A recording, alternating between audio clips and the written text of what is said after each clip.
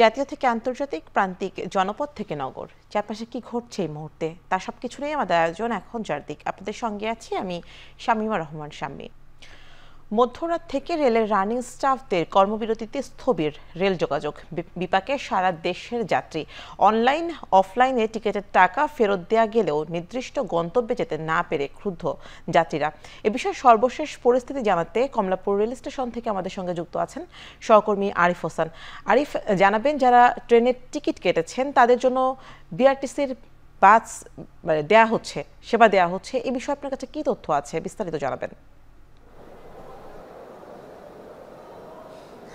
স্বামী, আপনি নিশ্চয়ই জানেন যে 10টি বাস ইতিমধ্যেই কমলাপুর রেল স্টেশনে এসেছে, যেগুলো বিভিন্ন গন্তব্যে যারা ট্রেনের আগে টিকিট কেটেছেন এবং যাদের টিকিট রয়েছে তারা এই বাস ধরে তাদের গন্তব্যে যেতে পারছেন। তবে এই যেই বাসগুলো রয়েছে সেগুলো কিন্তু প্রয়োজনের তুলনায় খুবই অপ্রতুল, কারণ কমলাপুর রেল স্টেশন থেকে প্রতিদিন 20 থেকে 25 হাজার মানুষ স্ট্যান্ডিং দাঁড়িয়ে এবং বসে, যারা টিকিট আগে নির্ধারিত কাটার ছিল তারা বসে বিভিন্ন গন্তব্যে যান। যেগুলো আমরা যাত্রীদের সাথে কথা বলেছিলাম, তাদের অনেকেই এসে নিজ দায়িত্বে তাদের গন্তব্যে চলে গিয়েছেন, কারণ এই যে বাসের সিট পাননি এমনও কেউ কেউ অভিযোগ করেছেন। এছাড়া আপনাকে যদি আমি কমলাপুর রেল স্টেশনটি একটু দেখাই, পুরোপুরি রেল স্টেশনটি কিন্তু ফাঁকা। এখন পর্যন্ত রেলওয়ে কর্তৃপক্ষ আমাদেরকে যেটি জানিয়েছেন, সকাল থেকে এখন পর্যন্ত, অর্থাৎ মধ্যরাত থেকে এখন পর্যন্ত ধর্মঘট শুরু হওয়ার পরে পর্যন্ত কম করে হলো 50টির বেশি ট্রেন যেগুলোর শিডিউল বাতিল হয়েছে। এছাড়া বিকেলের যেই ট্রেনগুলো থাকবে সেগুলোর শিডিউল বাতিল হতে পারে।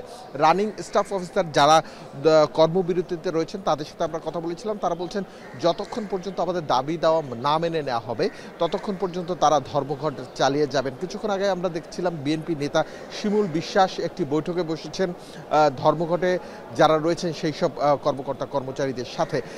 ধর্মঘট পালন করছেন যারা, তাদের মধ্যে যারা গার্ড রয়েছেন, চালক, সহকারী চালক, এর পাশাপাশি টিটি যারা টিকিট কেটে থাকেন, এই 4 ধরনের ব্যক্তিরাই প্রায় 2000-এর মতো ব্যক্তি ইতিমধ্যেই ধর্মঘটে আছেন এবং তারা বলছেন যতক্ষণ পর্যন্ত তাদের দাবি দেওয়া মেনে নেওয়া না হবে ততক্ষণ পর্যন্ত তারা ধর্মঘটে থাকবেন। তাদের দাবিটা আসলে কি, এমন প্রশ্ন অনেকেই করেছেন। তবে দাবিটা স্পেসিফিক।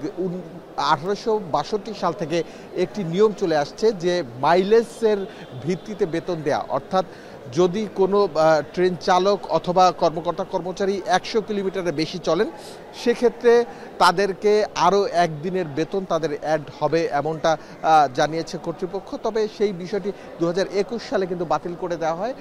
এই বাতিলের প্রেক্ষিতে তারা ধর্মঘট ডেকেছে। তবে স্বরাষ্ট্র উপদেষ্টা এসেছিলেন, তিনি বলেছেন এই বিষয়টি তাদের হাতে নেই, অর্থ উপদেষ্টা অর্থ বিভাগের হাতে। যতক্ষণ পর্যন্ত অর্থ বিভাগ থেকে টাকা ছাড় দেওয়া না হবে ততক্ষণ পর্যন্ত তাদের কিছু করার নেই। আর জনগণকে জিম্মি করে যদি কেউ এ ধরনের দাবি আদায়ের ব্যবস্থা করেন সেক্ষেত্রে তারা কঠোর হবেন বলেও জানিয়েছেন রেলওয়ে উপদেষ্টা। সামনে মধ্যরাত থেকে রেলের রানিং স্টাফরা কর্মবিরতি পালন করছেন, সে খবর জানাচ্ছিলেন সহকর্মী। ইবতেদায়ী মাদ্রাসা জাতীয়করণের দাবি পূরণ না হলে 50,000 শিক্ষক নিয়ে মহাসমাবেশের হুঁশিয়ারি দিয়েছেন স্বতন্ত্র ইবতেদায়ী মাদ্রাসা শিক্ষকরা। শাহবাগে চাকরি জাতীয়করণের দাবিতে 10 দিনের মতো অবস্থান কর্মসূচি পালন করছেন শিক্ষকরা। শুরুতে 6 দফা দাবি নিয়ে অবস্থান কর্মসূচি পালন করেন, পরবর্তীতে সংশ্লিষ্ট দপ্তর থেকে সাড়া না পেয়ে প্রধান উপদেষ্টা বরাবর স্মারকলিপি জমা দিতে গেলে রোববার পুলিশের সঙ্গে ধাওয়া পাল্টা ধাওয়ার ঘটনা ঘটে। এ অবস্থায় কর্মসূচি জাতীয়করণের 1 দফা দাবি ঘোষণা করেন শিক্ষকরা। গতকাল এই দাবি পূরণে 24 ঘন্টার আলটিমেটাম দিলেও এখন পর্যন্ত কোনো সাড়া পায়নি বলে জানান তারা। দাবি পূরণ না হলে অবস্থান কর্মসূচি থেকে পিছু হটবেন না বলে জানিয়েছেন তারা। যদি সরকার আমাদের দাবি মানি না নেয়, আমরা এখানে প্রয়োজনে মৃত্যুবরণ করব, তারপরে আমরা এই রাজপথ ছাড়বো না। এই দাবি তো আমাদের ন্যায্য দাবি, কেন মেনে নেবে না? মেনে না নিলে আমরা এই রাজপথে বসে থাকবো যতদিন লাগে। ন্যায্য দাবি পূরণ না হলে আমরা ঢাকা ছাড়বো না এবং প্রয়োজনে আমরা প্রান্তিক তৃণমূল পর্যায়েও আমরা আন্দোলন গড়ে তুলব। খুলনা বিভাগীয় ট্যাঙ্ক লরি শ্রমিক ইউনিয়নের সাধারণ সম্পাদককে গ্রেপ্তারের প্রতিবাদ ও মুক্তির দাবিতে 3য় দিনের মতো কর্মবিরতি অব্যাহত রেখেছেন শ্রমিকরা। এতে বন্ধ রয়েছে খুলনার পদ্মা, মেঘনা ও যমুনা অয়েল ডিপো থেকে জ্বালানি তেল উত্তোলন। পাশাপাশি বন্ধ আছে দেশের 16 জেলায় তেল সরবরাহ। এমন অবস্থায় জ্বালানি তেলের সংকট দেখা দিয়েছে পাম্পগুলোতে। এতে ভোগান্তিতে পড়েছেন পণ্য ও যাত্রীবাহী যানবাহনের চালকরা। এদিকে গ্রেপ্তার হওয়া শ্রমিক নেতা আলী আজিমের মুক্তি এবং শ্রমিকদের নামে হওয়া মিথ্যা মামলা প্রত্যাহার না হওয়া পর্যন্ত কর্মবিরতি অব্যাহত রাখার কথা জানান শ্রমিকরা। গেল রোববার দুপুরে নাশকতার মামলায় আলী আজিমকে গ্রেপ্তার করে পুলিশ। এর প্রতিবাদে সেদিন বিকেলে কর্মবিরতির ডাক দেন শ্রমিকরা।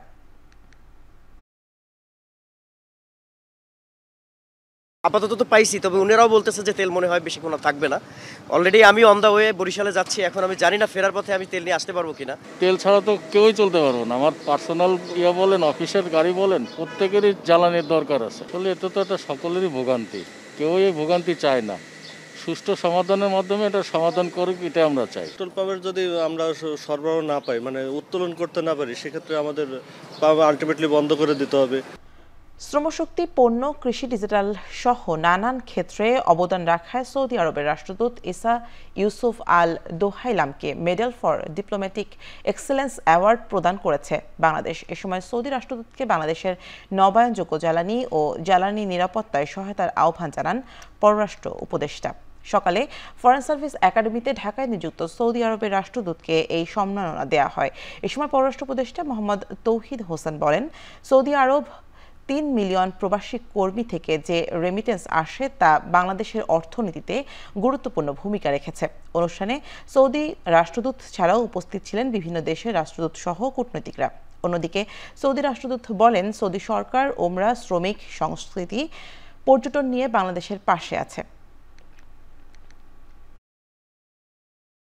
Open in trade and investment, Bangladesh has successfully attracted significant Saudi investment, including projects by Aqua Power, Red Sea Gate International Company, and companies in pharmaceutical, ready-made garments, food, cultural, and agriculture, and many other sectors.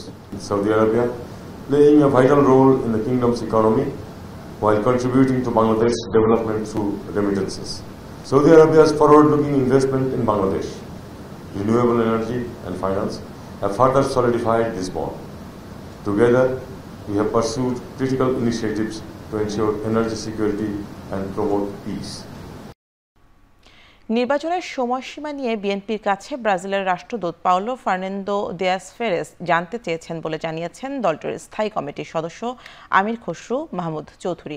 সকালে গুলশানে বিএনপির প্রতিনিধি দলের সাথে ব্রাজিলের রাষ্ট্রদূতের সাক্ষাৎ শেষে একথা জানান তিনি। এছাড়াও বৈঠকে দুদেশের সম্পর্ক উন্নয়ন, কৃষিখাতে পারস্পরিক সহযোগিতা নিয়ে আলোচনা হয়েছে। চিনি, পাট, গবাদি পশু ও মাংস আমদানি রপ্তানির বিষয়েও আলোচনা হয়েছে উল্লেখ করে আরও বলেন, খেলাধুলা বিষয়ে বিশেষ করে ফুটবলে গুণগত উন্নয়নে ব্রাজিল থেকে কোচ এনে প্রশিক্ষণের বিষয়েও আলোচনা হয়েছে। পাশাপাশি শিক্ষা ও সংস্কৃতি উন্নয়নে দুদেশের পারস্পরিক সহযোগিতা করবে বলে জানান তিনি। দুই দেশের মধ্যে এখন 2 বিলিয়নের কাছাকাছি আমাদের ট্রেড হচ্ছে। সেই ক্ষেত্রে ব্রাজিলের পক্ষে ব্যালেন্স অফ পেমেন্টটা ব্রাজিলের পক্ষে আছে। আমাদের ওইভাবে রপ্তানি আরো বেশি বাড়াতে হবে, গার্মেন্টসের রপ্তানি বাড়াতে হবে। তাদের জুটের উপর প্রোটেকশনের জন্য বাংলাদেশের জুটের উপর একটা এম্বার্গো দেওয়া আছে, সেটা তোলার জন্য আমরা বলেছি। তারা মনে করে স্বাভাবিকভাবে নির্বাচন তো সবাই দেখতেছে, এখন তারা মন্তব্য করেছে নির্বাচন, তারা মনে করছে নির্বাচন হবে। এবং প্রায় 5 বছর বন্ধ থাকার পর আবারও সরাসরি ফ্লাইট চালু করতে যাচ্ছে ভারত ও চীন। আসছে গ্রীষ্ম থেকে তিব্বতে কৈলাস মানস সরোবরে তীর্থযাত্রাও ফের শুরু হবে। বেইজিংয়ে দুই দেশের পররাষ্ট্র সচিব পর্যায়ের দুদিনের বৈঠকে সোমবার আসে এই সিদ্ধান্ত। বিদ্যমান চুক্তির আওতায় কৈলাস মানস সরোবর তীর্থযাত্রা আয়োজনের কর্মকৌশল নিয়ে আলোচনা করে দুপক্ষ। এর আগে গেল অক্টোবরে কাজাখস্তানে সাইডলাইন বৈঠকে ভারতের প্রধানমন্ত্রী নরেন্দ্র মোদী ও চীনের প্রেসিডেন্ট শি জিনপিং প্রতিবেশী দুই চিরবৈরী দেশ দুটির সম্পর্ক উন্নয়নে সম্মত হন। তারই অংশ হিসেবে কৈলাস মানস সরোবর তীর্থযাত্রা পুনরায় চালু হচ্ছে বলে ধারণা করা হচ্ছে।